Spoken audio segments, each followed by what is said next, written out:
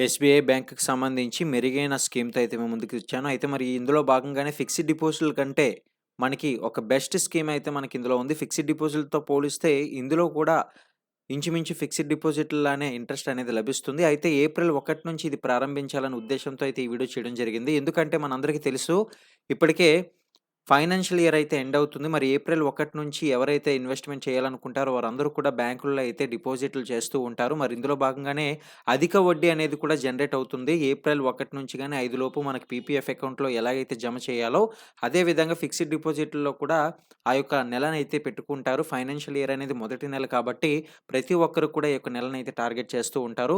అయితే మరి ఇందులో భాగంగా ఎస్‌బీఐకి సంబంధించి కొన్ని ముఖ్యమైన వివరాలైతే రావడం జరిగింది. 2 ముఖ్యమైన వివరాలున్నాయి. ప్రతి ఒక్కరు కూడా స్కిప్ చేయకుండా వీడియోని చివరిదాకా చూసేసేయండి. నచ్చితే లైక్ చేయండి. ఇటువంటి మరిన్ని ఇన్ఫర్మేటివ్ వీడియోస్ కోసం ఛానల్‌ని సబ్స్క్రైబ్ చేసుకొని డైలీ ఫాలో అవ్వండి.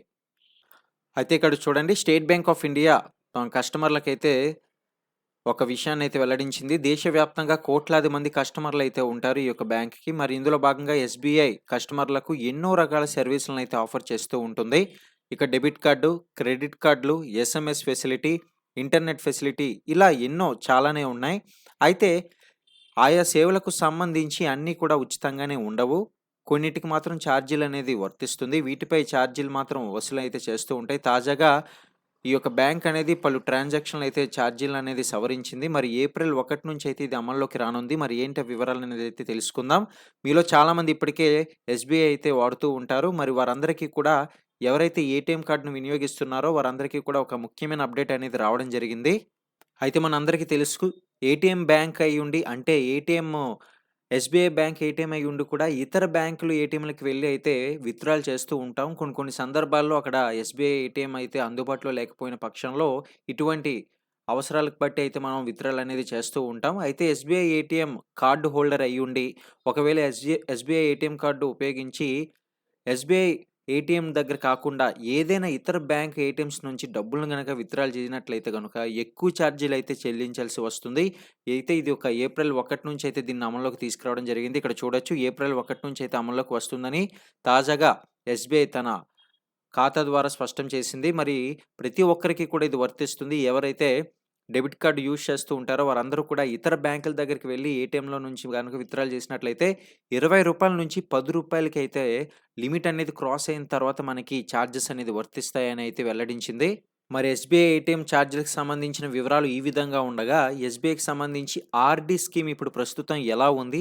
5 ఏళ్లకు రూ. 5,000 గనక మనం పెట్టుబడి పెట్టినట్లయితే ఎంత వస్తుందనే పూర్తి సమాచారం ఇప్పుడు మనం తెలుసుకుందాం.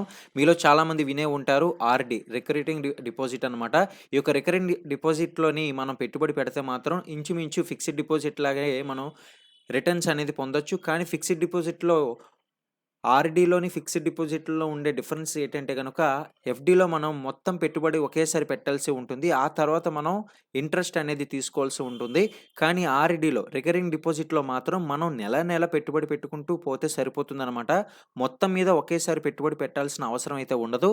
మరి ఇందులో భాగంగానే ఆర్‌డీ అనేది మనకొక మంచి సదుపాయం అని చెప్పుకోవచ్చు. కాబట్టి నెల డిపాజిట్ చేయాలనుకున్న వాళ్ళకైతే ఆర్‌డీ అనేది ది బెస్ట్ టూల్ అని కూడా చెప్పుకోవచ్చు. అయితే ఆర్‌డీకి ఆల్టర్‌నేట్‌గా ఎన్నో రిటర్న్స్ బాగా వచ్చినవైతే ఉన్నాయి. మ్యూచువల్ ఫండ్ కానివ్వండి, పీపీఎఫ్ కానివ్వండి, ఇతరితర సౌకర్యాలైతే ఉన్నాయి. కానీ ఆర్‌డీఏ మాత్రమే ఎస్‌బీఐ అయితే సేఫ్ జోన్ అనే ఉద్దేశ్యంతో ఉపయోగించిన వాళ్ళకైతే ఒక మంచి ప్లాట్‌ఫార్మ్ అని కూడా చెప్పుకోవచ్చనమాట ఆర్‌డీ అనేది. అయితే ఇందులో గనక మనం ఒకవేళ 5 సంవత్సరాలకి గాను సాధారణంగా కస్టమర్ ఎస్‌బీఐ 5 ఏళ్ల ఆర్‌డీ ఖాతాలో నెలకు రూ. 5,000 గనక జమ చేస్తున్నాడు అనుకుంటే గనుక అతనికి 6.5% వడ్డీ అనేది వర్తిస్తుంది. మరి ఇందులో భాగంగానే 5 ఏళ్ల పాటు పొదుపు చేసే సొమ్ము అనేది రూ. 3,00,000 అయితే అవుతుంది. ఇక దీనిపై ఆర్‌డీ కాలిక్యులేటర్ ద్వారా చేసుకుంటే గనక వడ్డీ అనేది రూ. 55,000 అనేది వర్తిస్తుందన్నమాట. చూసారు గదండీ! అయితే ఆ మొత్తం మీద గనక దీన్ని గమనించినట్లయితే రూ. 3,55,280 అనేది చేతికనేది వస్తాయి. మొత్తానికి ఇది కూడా ఒక మంచి రిటర్న్స్ అనేది వచ్చిందని చెప్పుకోవాలి. అయితే ఇప్పటికే మీలో చాలామందికి ఒక డౌట్ అయితే ఉంటుంది. ఆర్‌డీ బావుంటుందా? ఎఫ్‌డీ బావుంటుందా? మ్యూచువల్ ఫండ్ బావుంటుందా? తర్వాత మనకి పీపీఎఫ్ అకౌంట్ బావుంటుందా? ఏవైతే ఉపయోగించుకొని మంచి రిటర్న్స్ అందుకుంటే బావుంటుందని మీలో చాలామందికి అభిప్రాయాలైతే ఉంటాయన్నమాట. ఒకవేళ దానిపై ఏమైనా వీడియో కావాలనుకుంటే కింద కామెంట్ సెక్షన్‌లో డెఫినిట్‌గా అడగండి. దాని మీద ఒక వీడియో అయితే చేసి ఖచ్చితంగా అప్‌లోడ్ అయితే చేయడం జరుగుతుంది. ప్రతి ఒక్క అప్‌డేట్స్‌ని ఫాలో అవుతుండండి. ఈ వీడియోని లైక్ చేయండి. ఇన్ఫర్మేటివ్ వీడియోస్ కోసం ఛానెల్‌ని సబ్స్క్రైబ్ చేసుకొని డైలీ ఫాలో అవ్వండి. Thank you.